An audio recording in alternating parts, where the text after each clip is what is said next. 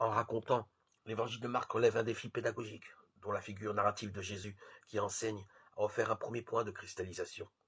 Le discours en parabole, sorte de récit dans le récit, nous a fait considérer la démarche initiatique du point de vue des choix que doit faire celui qui a le projet d'enseigner.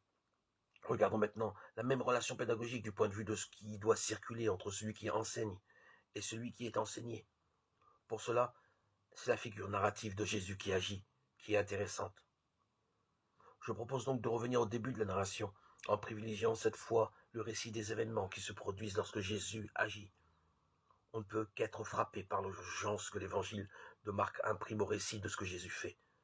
Jésus vient dans la Galilée, Marc 1,14. Aussitôt il appelle des pécheurs, Marc 1,20.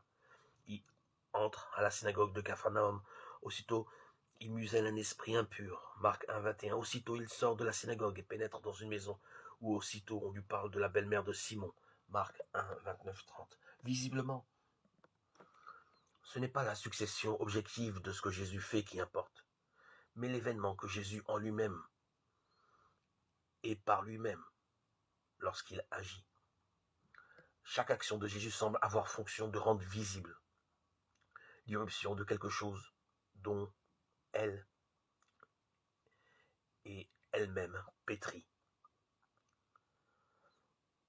La même urgence commande aussi le récit du retentissement que suscite cet événement parmi les personnages de la narration.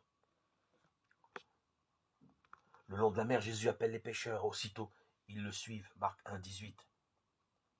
Dans la synagogue, il libère l'homme qui tenait prisonnier un esprit impur.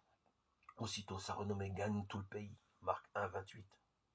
Il s'approche d'un lépreux. Aussitôt, cet homme est assaini. Marc 1,42. Là encore, le texte de Marc ne s'attache pas seulement à décrire ce qui se passe lorsque Jésus appelle, muselle, relève ou purifie.